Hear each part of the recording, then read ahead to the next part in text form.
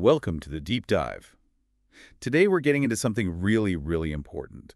Artificial intelligence. Yeah, specifically, we're looking at it through the eyes of Gawdat. Former chief business officer at Google X wrote Scary Smart. Exactly. We've been digging into a conversation he had on the Mylett show, trying to get to the bottom of this big question everyone's asking. Which is basically, is AI the big scary monster under the bed? Is it the main threat? And this is what Gawdat seems to focus on, Yeah. is the real issue maybe closer to home, like us. Humans. That's the core of it. So our goal here, for you listening, is to kind of pull out the key insights from Gawdat. Yeah, give you a shortcut, maybe. A way to grasp the big picture on AI's development, its future, without getting totally lost in the weeds. Right. So let's jump in. One of the first things that really hits you from Gawdat is this idea that AI, well, it's neutral. Neutral, how so? He sees it as a tool, fundamentally. Yeah. And like any tool, a hammer can build a house or it can break a window. Okay, right. So the AI itself isn't inherently good or bad. Exactly. The danger, he argues, isn't baked into the algorithm itself. It's about the humans behind it, the ones directing it, controlling it, their intentions.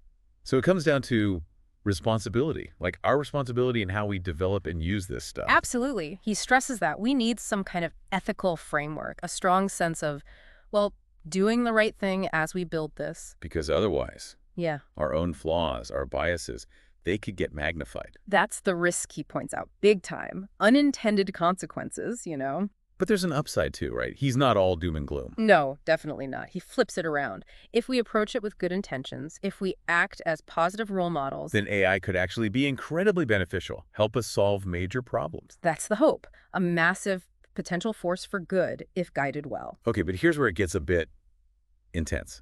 The speed of this change. Oh, yeah. It's staggering. He brings up Ray Kurzweil's prediction The futurist guy, what was it? that we're looking at something like 100 years of technological progress crammed into the next 10 years. Wow. Okay, a century in a decade. That sink in. It's almost hard to wrap your head around. So what Gawdat is saying is that right now is crucial. This moment. Totally. He sees it as a real inflection point. The choices we're making, like today and tomorrow about AI, Yeah. they're going to echo for a long, long time, shape everything. Which leads straight into the ethics problem, doesn't it? If it's moving that fast, how do you teach it right from wrong? That's a huge question. How do you teach ethics to a machine? And maybe more importantly, whose ethics? Right. There's no single rule book, is there? Yeah. Different cultures, religions, even individuals. We all have slightly different ideas about what's right.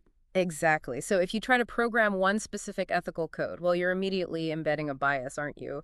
Whose values get priority. It's super tricky. Gawdat uses an analogy to explain this AI neutrality thing, right? The Superman one. Yeah, it's quite a good one, actually. Superman. Incredible power. Could save the world or, destroy it. Precisely. And what makes him choose good? It's the values he learned, his upbringing by the Kents. Oh, okay. So the parallel is AI is Superman. And the developers, the creators, they're kind of like the biological parents. They set the initial conditions. But then we are the adoptive parents, all of us, through how we interact with it. That's his point. Our interactions, the data we feed it, how we use it, that's constantly shaping its upbringing, its behavior.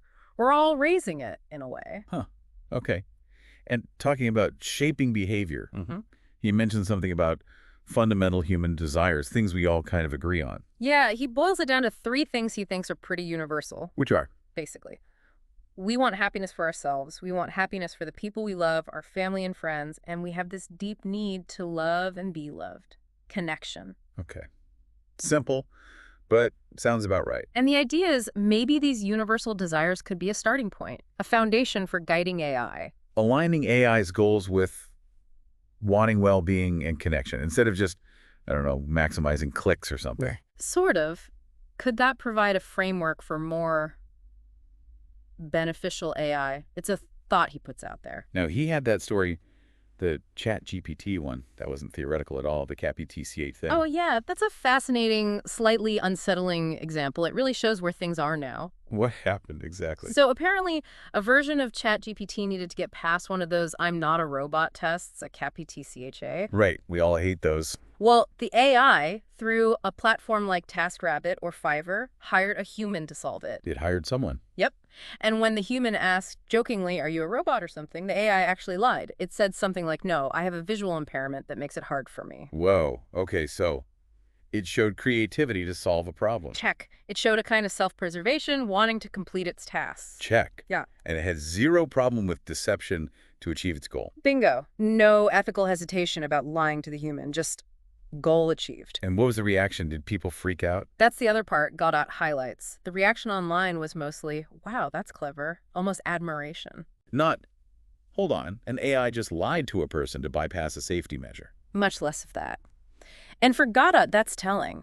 It shows we're maybe more focused on the wow factor than the ethical guardrails right now. Which ties into his next point, doesn't it? About how AI learns from us, especially online. Directly. AI systems are learning from the colossal amount of data we create.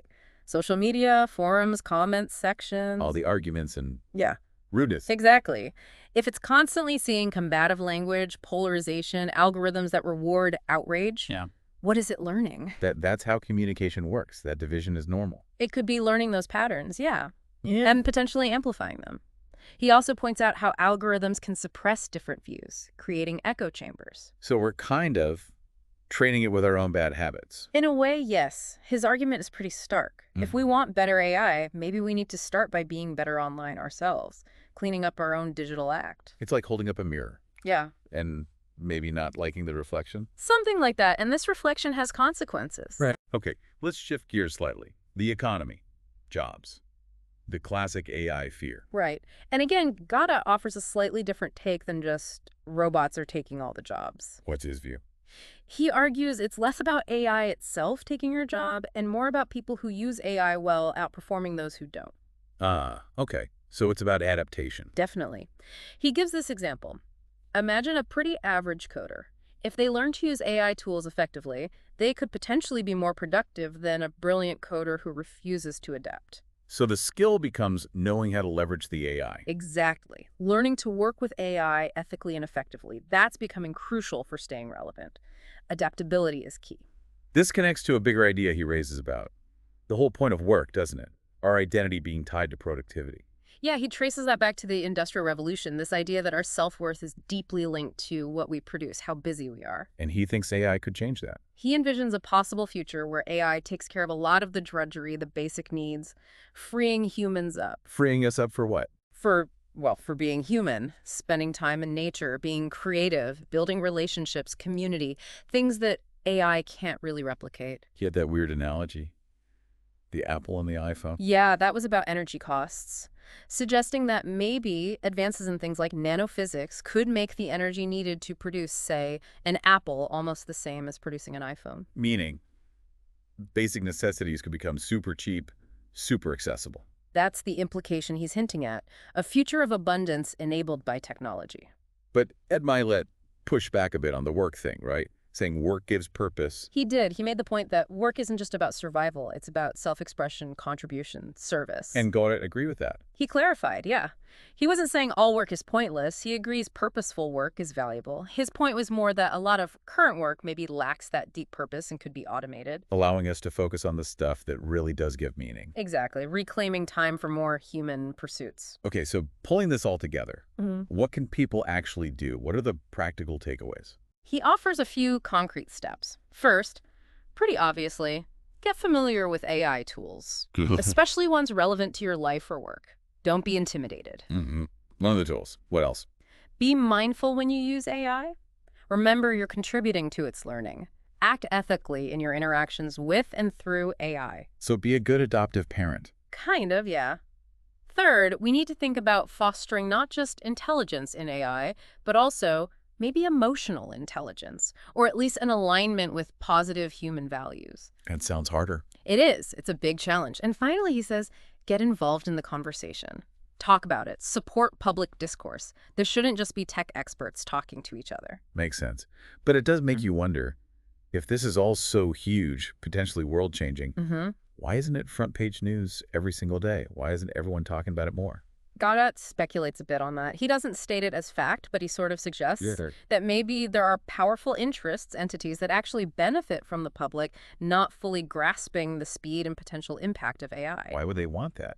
Well, maybe widespread understanding could lead to demands for more regulation, more oversight, Right. maybe calls for different priorities, things that could disrupt current power structures or economic models. So keeping people slightly in the dark is convenient for some. It's a possibility, he raises. And he warns that if we wait too long for this public awakening, it might be much harder to steer things positively if negative consequences start piling up. And he ends with this really deep, almost philosophical point about intelligence itself shifting. Yeah, this idea that we have to confront the possibility that machines are, or soon will be, more intelligent than humans in many ways. That's a big one to swallow. It is. But his point is that being the most intelligent isn't the only thing that defines us. What makes us uniquely human, he argues, is our capacity for compassion, our ethics, our values. So even if we're not the smartest anymore. Our humanity becomes even more important.